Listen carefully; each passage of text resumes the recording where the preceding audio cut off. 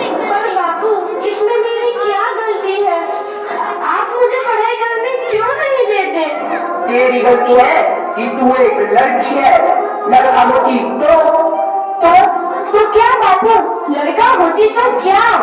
लड़की, ज्यादा जबान न चला, नहीं तो जबान गलत से खींचकर बाहर निकाल दूंगा। बापू, मैं पढ़ लिख कर कुछ बनना चाहती हूँ, मेरी पढ़ाई ना रोको बापू। आनंदी, तुझे पढ़ना है तो पढ़, लेकिन सारी उम्र बाप की छाती पर ये बोझ बनकर ना बैठ। पर बापू, अभी तो मेरी उम्र पढ़ाई लिखाई की है, मुझे पढ़ लिख कर डॉक्टर बनना है। पढ़ाई पढ़ाई पढ़ाई, आज तो तेरी किताबों का काम तमाम करके ही छोड़ूंगा। ये ले। नहीं बापू, मत छोड़ो बापू। छोड़ी। नहीं बापू, नहीं। बापू, फिर तुमने क्या किया? तुमने मेरी इन किताबों को भी नहीं पढ़ा बापू। मेरी किस्मत फाड़ दी, मेरी किस्मत। ये काफी किताबें ना सिर्फ छोरों के हाथ में अच्छी लगती है, लड़कियों के हाथ में तो सिर्फ मेहंदी अच्छी लगती है, मेहंदी। पर बापू, मैं लड़की हूँ तो क्या हुआ? लड़का और लड़की तो हमारी दोनों आंखों के समान होते हैं। चुप कर आनंदी, और यह एहसान मान कि अब तक जिंदा है तू। कहीं बचपन में गला दबाकर मार दिया होता तो यह तेरी बकबक नहीं सुननी पड़ती आज। पर बापू, मुझे तुम्हारा अच्छा ना लगे है। ये छोरी, जितना जल्दी हो तू चूल्हा जलाना सीख ले, उतना ही अच्छा है तेरे लिए। और हाँ, तेरा ब्याह तो होगा, वो भी कल के कल। अपना जीवन है तुम्हारी यही कहानी, आंचल में है दूध और आंखों में है पानी। मुझे माफ कर दे बेटी, तेरे बापू के जिद के आगे मेरी एक न चलेगी। माफ कर दे बेटी, मुझे माफ कर दे। इस प्रकार मात्र 9 वर्ष की छोटी उम्र में आनंदी का विवाह गोपाल राव जोशी से हो गया। बाल विवाह एक सामाजिक कुरीति है और इस कुप्रथा का शिकार होना पड़ा आनंदी को।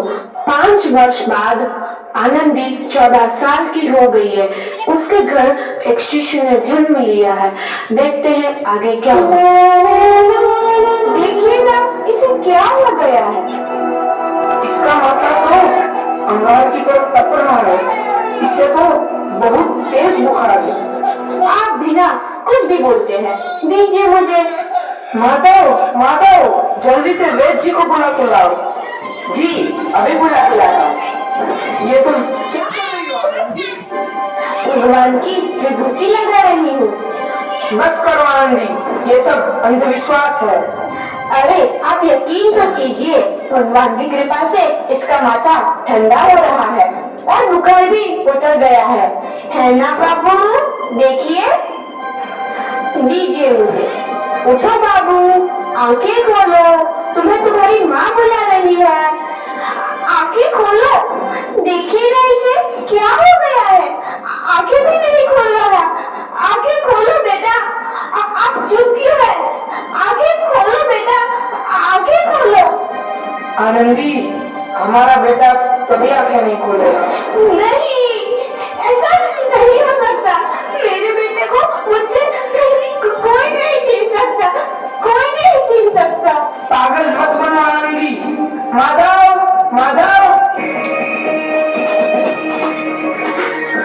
आनंदी, बंद करो ये पागलपन। भगवान ने मेरा बच्चा छीन लिया। भगवान ने नहीं, तुम्हारी अशिक्षा और अंधविश्वास ने तुम्हारा बच्चा छीना है।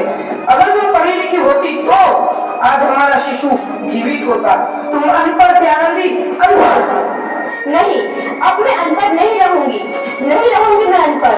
मैं पढ़ूंगी ताकि कल किसी और आनंदी को इलाज के अभाव में अपना बच्चा ना खोना पड़े। शाबाश आनंदी, और यही तुम्हारे अपराध के लिए प्रायश्चित भी है।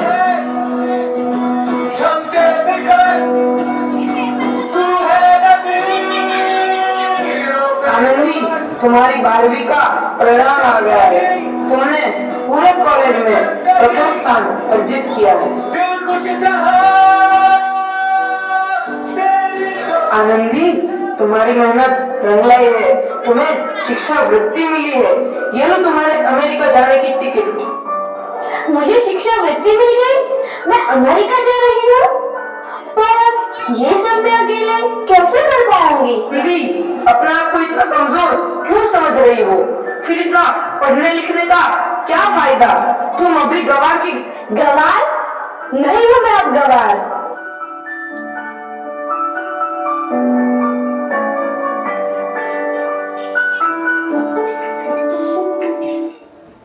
तो इस प्रकार 7 अप्रैल 1883 को आनंदी अमेरिका के पेंसिल्वेनिया के लिए रवाना हुई और 3 साल बाद उन्होंने डॉक्टर ऑफ मेडिसिन की उपाधि प्राप्त कर ली।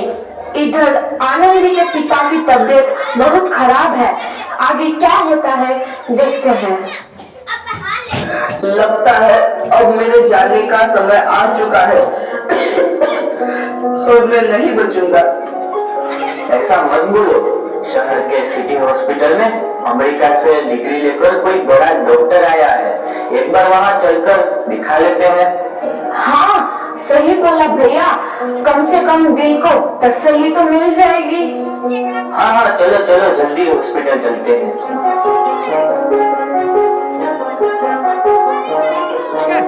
इस मरीज की हालत तो बहुत ही खराब है। कोई चमत्कार ही इसे बचा सकता है।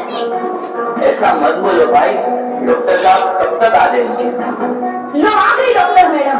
डॉक्टर मैडम जल्दी देखिए, मरीज की हालत बहुत ही खराब है।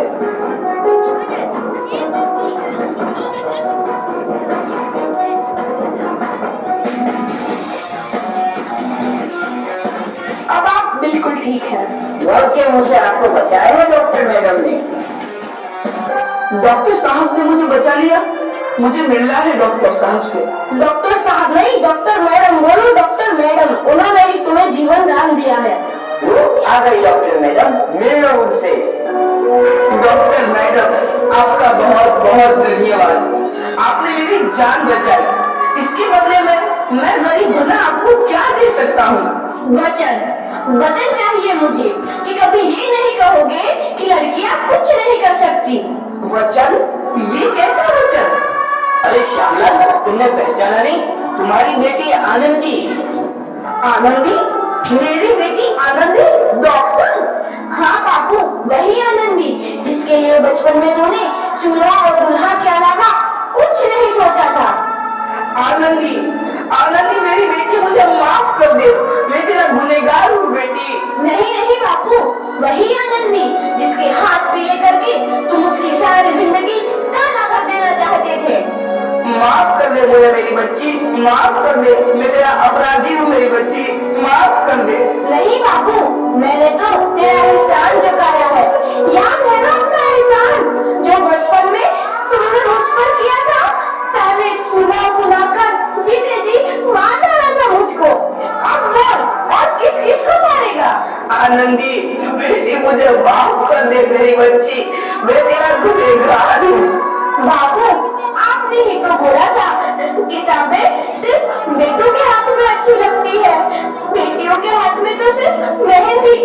बेटों और बेटियों में फर्क करना वो आंखों में फर्क करने समान है। एक का पढ़ना और दूसरे का ना पढ़ना सामाजिक अंधकार है बापू, सामाजिक अंधकार। उपकार मांगता हूँ मैं तुझ जैसी बेटी का, जिससे सारी उम्र तुझसे कुछ ना मांगा तो सिर्फ बराबरी का दर्जा। वरना सच तो यह है कि मैं तेरी माफी के लायक भी ना हूँ। मुझसे बाप तेरी बराबरी कर सके उसके मैं लायक भी ना हूँ मेरी बेटी, मैं लायक भी ना हूँ। अपने बापू को क्या माफ नहीं करोगे आनंदी? माफ कर दो आनंदी, माफ कर दो।